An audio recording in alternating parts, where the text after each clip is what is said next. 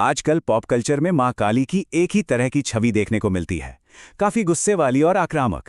लेकिन क्या पूरी सच्चाई बस इतनी ही है? जी नहीं, बिल्कुल नहीं। आज के इस विश्लेषण में हम प्राचीन पौराणिक और तांत्रिक ग्रंथों के पन्नों को पलटकर एक ऐसी सच्चाई समझेंगे जो हमेशा से मौजूद तो थी, लेकिन कहीं ना कहीं हमारी नजरों से छिपी रही। इन प्राचीन साक्ष्यों को खंगालने के बाद मां काली की जो एक विशाल और जटिल वास्तविकता सामने आती है, वो हमारी आम धारणा को पूरी तरह से तोड़कर रख देगी। तो चलिए, बिना किसी देरी के इस दिलचस्प सफर की शुरुआत करते हैं। इस पूरी जानकारी की शुरुआत एक बहुत ही बुनियादी लेकिन हैरान कर देने वाले सवाल से होती है। एक ही पौराणिक देवी की वास्तव में कितनी पहचान या कितने रूप हो सकते हैं? क्या वो सिर्फ एक अकेली शक्ति हैं या फिर ये गिनती कुछ और ही कहानी बयां करती है? जो जवाब अब सामने आने वाला है वो शायद हमारी अब तक की समझ को पूरी तरह चुनौती दे। 51। जी हां, बिल्कुल सही सुना, 51। महाकाल संहिता जैसे प्राचीन तांत्रिक ग्रंथों के गहन शोध से ये बात साफ प्रमाणित होती है कि देवी महाकाली के कम से कम 51 अलग अलग अवतार मौजूद हैं। और ध्यान रहे, ये कोई छोटे मोटे रूप नहीं हैं। इन अवतारों में पूरे ब्रह्मांड को रचने वाली सर्वोच्च शक्ति से लेकर एक रोते हुए बच्चे को दुलारने वाली एक कोमल मां तक शामिल हैं। ये देवत्व का एक ऐसा विशाल दायरा है जिसकी कल्पना भी शायद ही हम में से किसी ने की हो। तो आइए इन रूपों को थोड़ा और करीब से समझते हैं। सबसे पहले बात करते हैं महाकाली की, जिन्हें सर्वोच्च रचयिता माना गया है। योगिनी तंत्र के अनुसार महाकाली ही वो परम ब्रह्मांडीय माता हैं जिन्होंने पूरी सृष्टि की शुरुआत की। यहां तक कि भगवान ब्रह्मा, विष्णु और शिव की उत्पत्ति भी उन्हीं से हुई मानी जाती है। तो यहां ये रूप सिर्फ विनाश का नहीं, बल्कि निर्माण का सर्वोच्च प्रतीक है। अब यहां धर्म ग्रंथों में अलग अलग दृष्टिकोण देखने को मिलते हैं और हम इन्हें बिल्कुल निष्पक्ष रूप से समझ सकते हैं। शाक्त संप्रदाय महाकाली को एक शांत, ब्रह्मांडीय स्रोत और सब कुछ रचने वाली सर्वोच्च रचयिता के रूप में देखता है। वहीं दूसरी तरफ अगर शिव पुराण जैसे शैव ग्रंथों को देखें तो वहां वर्णन एकदम अलग मिलता है। वहां वो राजा दक्ष के अहंकार का विनाश करने के लिए भगवान शिव की जटाओं से एक भयंकर योद्धा के रूप में प्रकट होती हैं।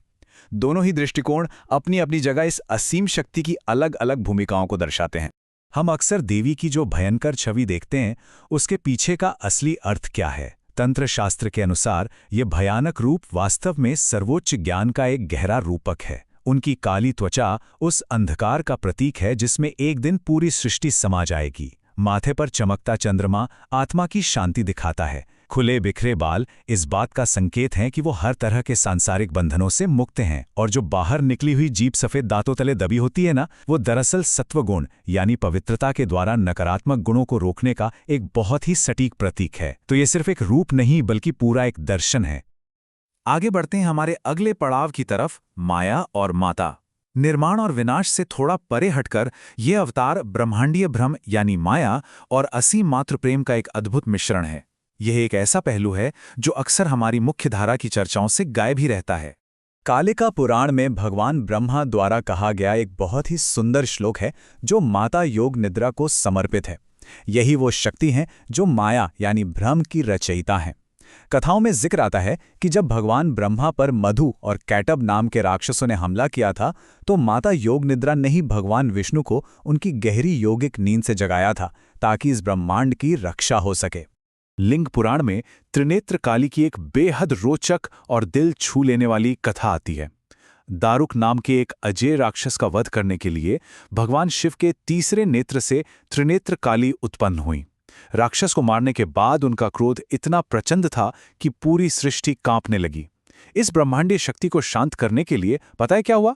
भगवान शिव ने खुद एक रोते हुए शिशु का रूप धारण कर लिया।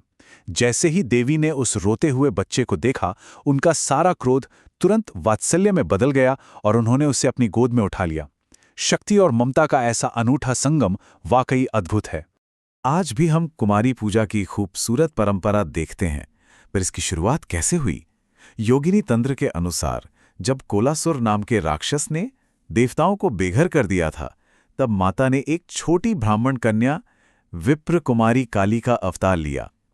इस छोटी सी बच्ची के रूप में उन्होंने बिना किसी युद्ध के महज अपने एक वाक्य से उस विशाल राक्षस का अंत कर दिया था।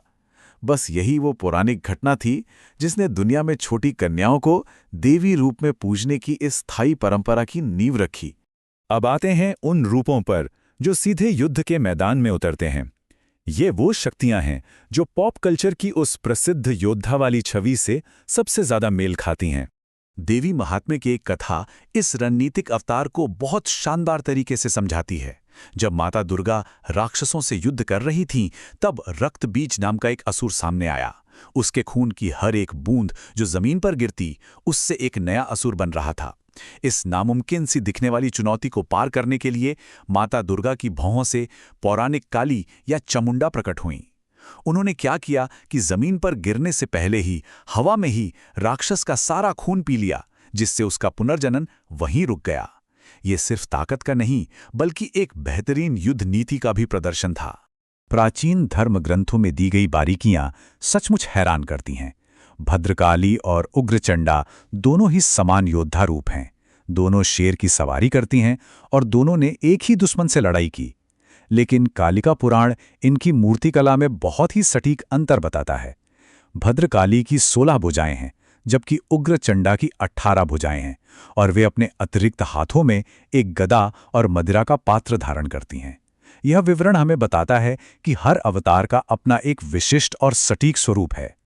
महिषासुर का वध केवल एक झटके में खत्म होने वाली घटना नहीं थी, बल्कि ये 3 जन्मों की एक पूरी यात्रा थी। कालिका पुराण हमें बताता है कि राक्षस महिषासुर को पहले जन्म में उग्रचंडा ने हराया और दूसरे जन्म में भद्रकाली ने। लेकिन जो सबसे ध्यान देने वाली बात है वो ये कि तीसरे जन्म में जब माता दुर्गा ने उसका वध किया, तब उसे मोक्ष मिल गया, क्योंकि माता भद्रकाली के दिए एक वरदान के कारण उसे हमेशा के लिए देवी के चरणों में एक पूजनीय स्थान प्राप्त हो गया था। तो एक सर्वोच्च रचयिता से लेकर भयंकर योद्धा और ममतामयी माता तक, आखिर ये सारी विविधता वापस उसी एक दिव्य स्रोत से कैसे जुड़ती है? कालिका पुराण का एक ऐसा आश्चर्यजनक रहस्य है जो शायद बहुत कम लोग जानते हैं। क्या आपको पता है कि काली वास्तव में देवी पार्वती के बचपन का नाम था? राजा हिमवान और रानी मेनका ने उन्हें ये नाम इसलिए दिया था क्योंकि उनकी त्वचा का रंग नीले कमल के समान अत्यंत गहरा और सुंदर था। ये एक ऐतिहासिक और शास्त्र सम्मत कड़ी ये स्पष्ट कर देती है कि ये सारे अलग अलग रूप और ये सारी विविधता वास्तव में एक ही शाश्वत देवी के अभिन्न अंग हैं। अंत में एक बहुत ही विचारणीय प्रश्न सामने आता है। जब हम 51 से भी अधिक इन छिपे हुए अवतारों को समझते हैं, तो ये स्पष्ट हो जाता है कि प्राचीन ग्रंथों की गहराई हमारी कल्पना से कहीं अधिक विशाल है। ये दैवत्व केवल एक रूप या एक स्वभाव में बंधा हुआ नहीं है, बल्कि ये सृजन, भ्रम, वात्सल्य और संहार का एक अनंत चक्र है। इन साक्ष्यों को समेटने के बाद उम्मीद है कि पौराणिक कथाओं के इन मूल ग्रंथों को और भी गहराई से खंगालने की जिज्ञासा जरूर जगी होगी। ज्ञान की ये खोज कभी समाप्त नहीं होती। इस चर्चा में शामिल होने के लिए बहुत बहुत धन्यवाद।